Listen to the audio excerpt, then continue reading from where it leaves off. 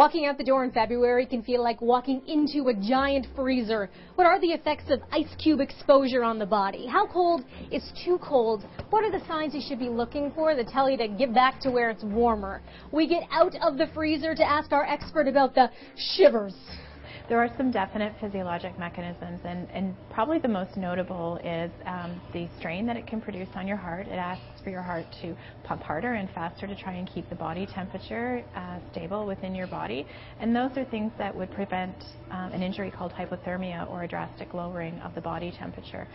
There's also issues with freezing of the skin and the skin tissues, and that's known as frostbite. It usually starts with very pink and red, sometimes swollen, painful patches on your skin, and that's a sign that the tissue has frozen. If it progresses deeper, so that the fatty tissues and the muscle and the bone are freezing, you'll see a white, waxy appearance, and the skin will be hard to the touch, and it will also feel numb, so the pain will dissipate. If we're talking about hypothermia, you may notice that if you're a healthy average person and you're outside shoveling the snow and you're maybe not well dressed for the weather, you might find that, your heart rate is increasing, you're a little more short of breath than you normally would be, and that's just a sign that your body is trying to not only cope with the activity you've asked it to do, but also to cope with the cold weather and try to keep your body warm. With hypothermia, you can actually become hypothermic even indoors in your own home. Really? Yeah. So if you're trying to save money and you've lowered your thermostat and it's between 60 and 65, and you're a person who maybe doesn't move around a lot, you're very elderly or you have mobility problems, you can actually lower your body temperature to below 35 degrees Celsius, which is the definition of hypothermia. Wow. Yeah. So does the cold affect grown-ups and adults the same way it does kids?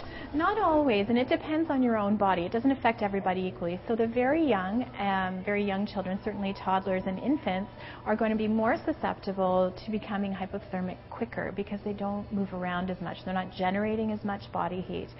The very elderly, or people that have mobility issues, they're going to have a quicker or an earlier response to hypothermia than a healthy person. And I know a big question that parents have is, my kids go to recess. Is that okay? Right. Absolutely, it's okay. Normal days, it's fine. When it gets to be below minus 25 degrees temperature or minus 28 wind chill, that's the time that the Canadian Pediatric Society has recommended that children be kept indoors. Now, it's still plenty cold before it reaches those temperatures, so you want to make sure your kids are well dressed in layers, hats, and mitts to keep themselves warm. Most of the heat's lost through your head, so you need to make sure you're wearing a hat outdoors. So what's the best way to stay warm then? Is it the layering up and the hat? Yeah, lots of light layers, because those layers will trap warmth in between them. And then that way, if you're getting too hot when you're out, you can take them off, because the last thing you want to do is become wet, which is going to accelerate body heat loss. So you're defeating the purpose. There are some other creative and enjoyable ways to deal with the cold. Somewhere on the globe, the sun is shining, the drinks are flowing, the sand is soft. But if you're determined to brave it through a cold Canadian winter, if you take some precautions that our expert advises, you can wrap up the season in great health. Of course, dreaming doesn't hurt either. Bundle up, probably have a coffee in hand, and planning an all-inclusive trip down south somewhere doesn't hurt either.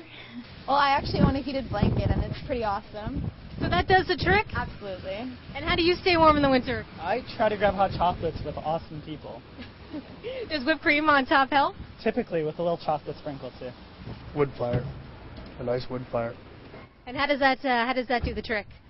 Well, I put my chocolate milk on top of the wood fire and it heats it up. When I look out my bay window at my lake, it keeps me warm. Hot chocolate, always. And why does that do the trick? It's just warm and so sweet. A nice treat, a reward for braving the cold? Always, yeah. Water contaminated with bacteria may not change how it looks or how it tastes, but it can make your family very sick. Here's how to take a proper water sample. You want to take your screen off, turn your cold water tap on for 2 to 3 minutes, unscrew your cap, make sure you keep your cap in your hand, don't touch the bottle or the cap on anything. Fill it up to the water level indicated, which is 200 milliliters, recap it, and take it into the lab the same day.